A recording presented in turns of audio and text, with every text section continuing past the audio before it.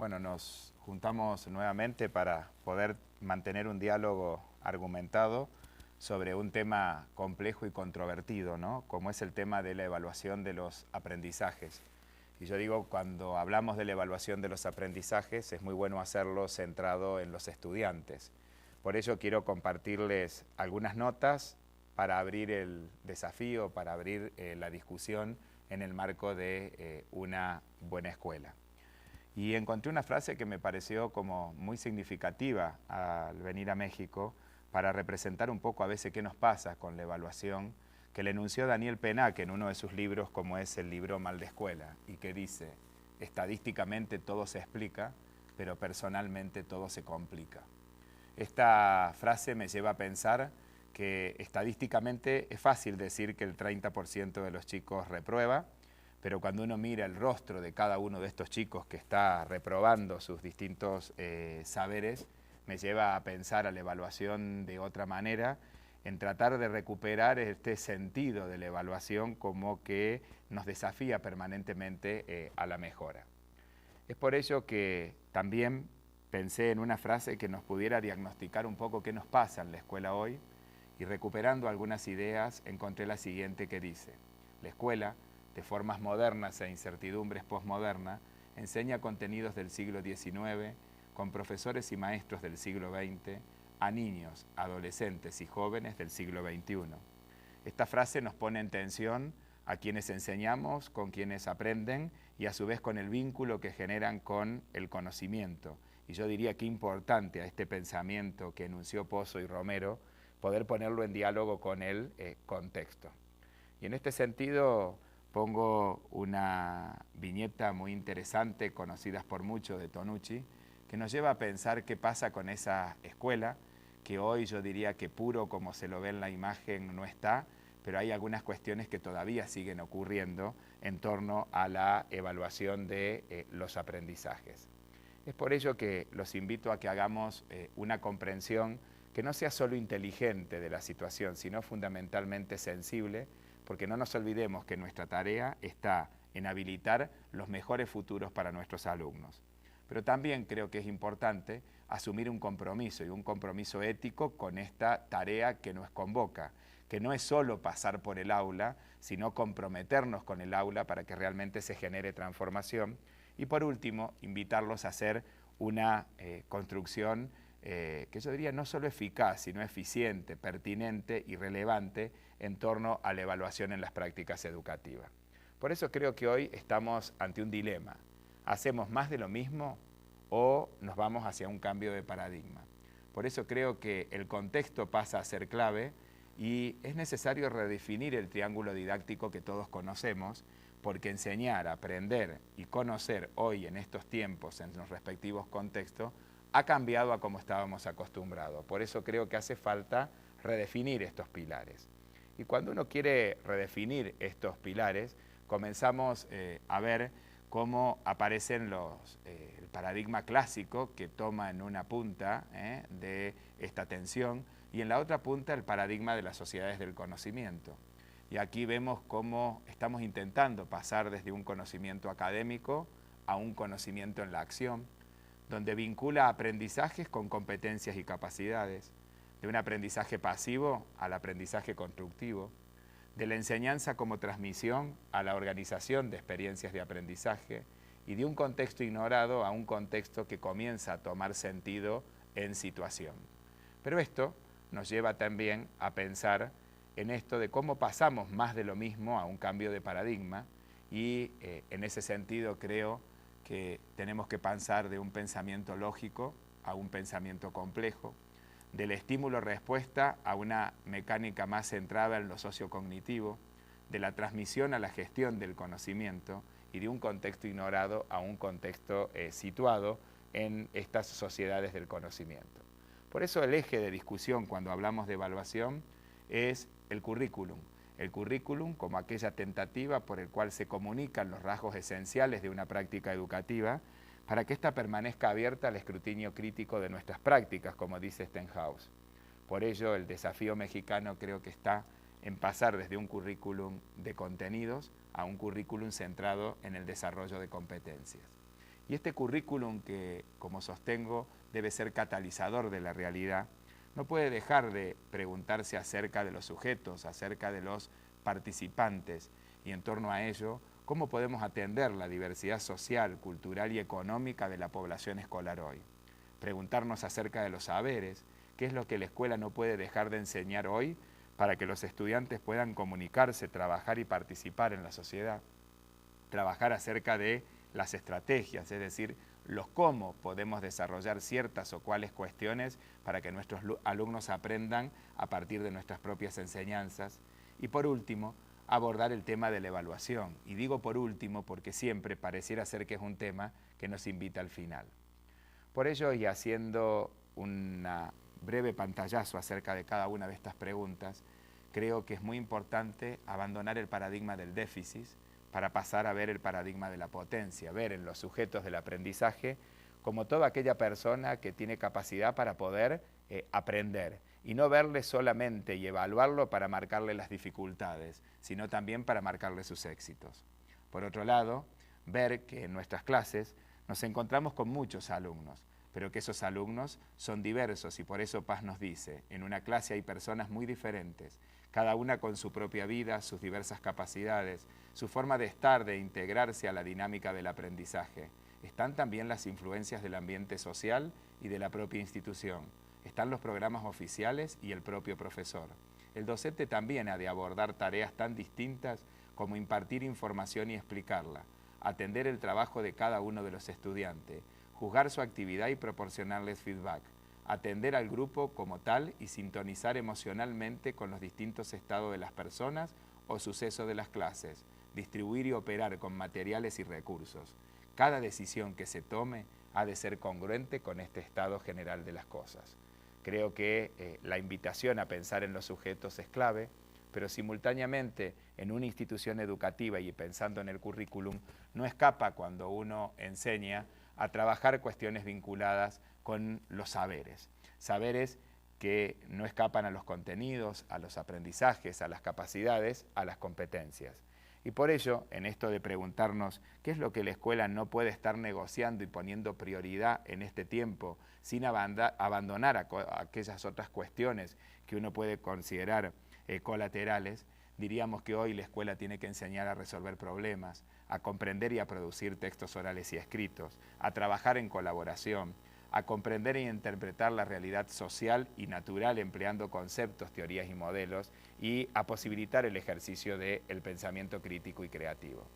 Pero aparte de tener en cuenta a los sujetos, los saberes, es muy importante poner en tensión las estrategias, no siempre reproductoras ni siempre productoras, sino también transformadoras. Esto implica no siempre hacer que nuestros alumnos repitan de la misma manera que nosotros hemos enseñado ciertos saberes, sino permitirle poner en tensión con sus propias prácticas y también, ¿por qué no?, que transformen el conocimiento a partir de la gestión de la información en un conocimiento que sea útil, relevante, sea significativo y pertinente.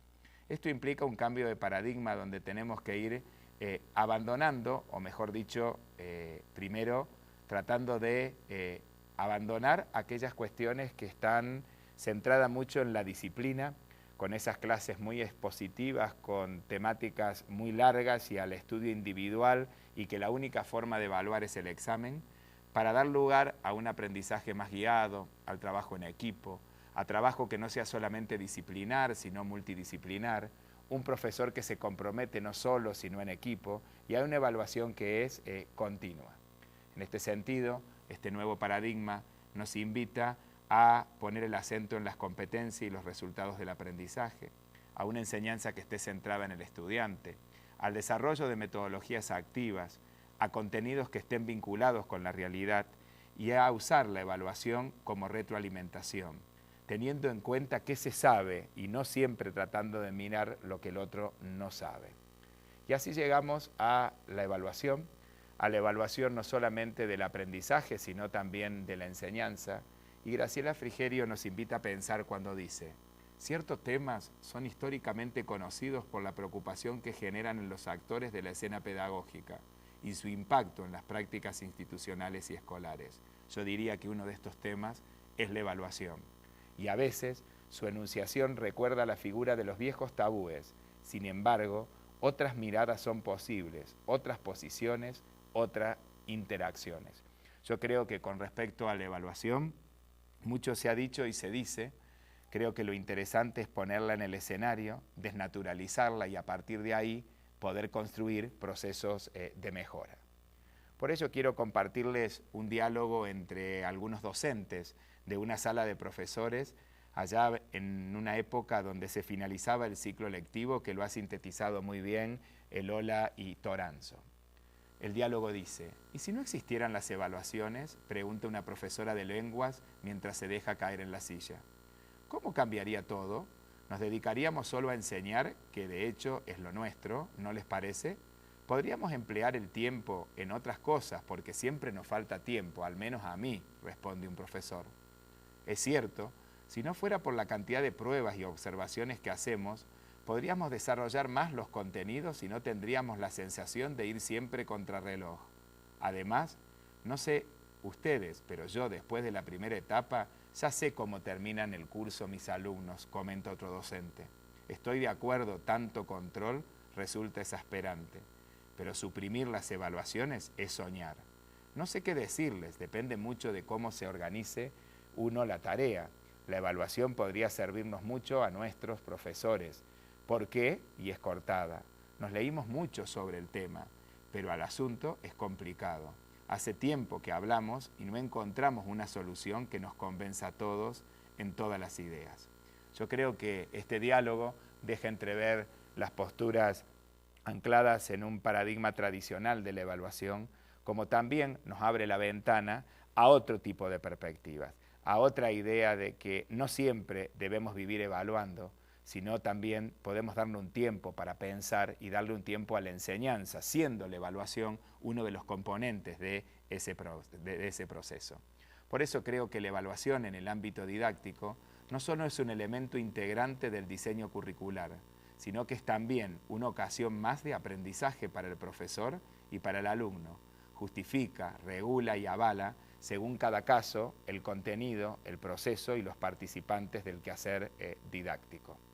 Por ello, creo que es muy importante preguntarnos para qué hay que enseñar, los objetivos, los contenidos, que se seleccionan a partir de una secuenciación. Nos preguntamos cuándo enseñar, cómo enseñar, distintas actividades a partir de distintas metodologías, para interrogarnos acerca de qué, cómo y cuándo evaluar en el marco de un sistema de enseñanza. Es por ello que podríamos definir, inspirados en Tejada, a la evaluación como ese proceso sistemático de recopilar información de manera diversa del acto educativo con el propósito de organizarla y derivar inferencias a los fines de mejorar el aprendizaje y la enseñanza. Es por ello que, más que compartirle una serie de recomendaciones en torno a la evaluación, me he atrevido a recuperar de Nidia Elola algunas de las preguntas para invitarlos a ustedes y yo poder reflexionar sobre algunas cuestiones que hacen a la evaluación un tema controvertido y un tema complejo. Es por ello que primero los invito a que nos preguntemos: ¿es necesario que el proceso de evaluación genere documentos? ¿Solo las pruebas escritas lo generan? Y yo diría que es necesario generar documentos, no en exceso, a los fines de poder sistematizar el proceso y que cuando uno tenga que evaluar, tenga que emitir ese juicio de valor, no tenga que apelar al recuerdo, sino que tenga evidencias a la mano para poder avanzar.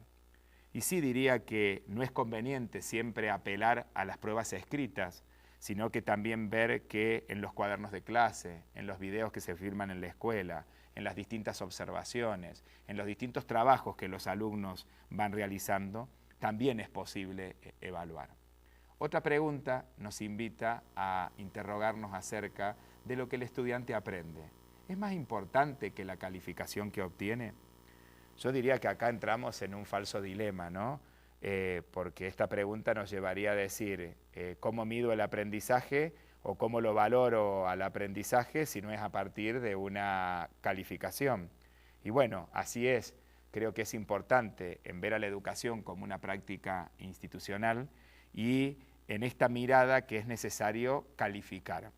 Y en esto de calificar, tener algunos cuidados, ¿no? Porque no siempre la evaluación traduce lo más fiel posible los resultados, como así también tiene consecuencias sobre la promoción. Cuando uno quiere evaluar, pone en tensión algunas cuestiones y va marcando futuro. Y la otra incidencia es que también marca la autoimagen del alumno, es decir, aquel alumno que permanentemente se le están marcando los errores y no las potencias, posiblemente sea una persona que se ve como que no puede, un sujeto que no va a poder insertarse socialmente porque él no puede, como así aquel alumno que uno contribuye a que se puede ir revisando sus prácticas y así poder mejorar. Yo creo que la calificación es algo conflictivo, pero que debe acompañar los procesos de evaluación. La otra pregunta está vinculada a si podrían existir evaluaciones sin calificaciones y promoción sin calificación y calificación sin evaluación. Yo diría que es posible que existan evaluaciones sin calificación. Claro que sí. A veces cuando uno hace la descripción que vivió un determinado alumno en un determinado proceso, estamos emitiendo un juicio de valor que no es blanco, ni negro, ni bueno, ni malo, sino que estamos describiendo una situación que da cuenta cuánto avanzó el alumno o cuánto ese alumno tiene que plantearse mejoras para poder seguir avanzando. También es importante ver que hoy existe promoción sin calificación. A veces en algunos ciclos escolares, en algunos países, se ha dispuesto que los alumnos promocionen automáticamente y recién ven su promoción al tercer grado. Es decir, en el primer ciclo, los alumnos de primero a segundo pasan por promoción automática, ahí no media una calificación, sino que se le dice al alumno pase a segundo grado, como de segundo pasan a tercero, y recién en tercer año se califica y se le permite al alumno la promoción de sus aprendizajes. Pero creo que no es posible que haya calificación sin evaluación, porque si no esto sería contradictorio. Yo digo que cuando uno evalúa, particularmente califica, pero cuando esa calificación surge de un proceso de reflexión y de interpretación, ahí es mucho más válido. Por eso, cuando uno califica, está particularmente evaluando, está interpretando, está analizando ciertas evidencias. Y así seguimos con otras preguntas. ¿Es posible la objetividad en las calificaciones? ¿Es deseable? Yo sería muy mentiroso si le dijera a ustedes que cuando uno evalúa somos siempre objetivos.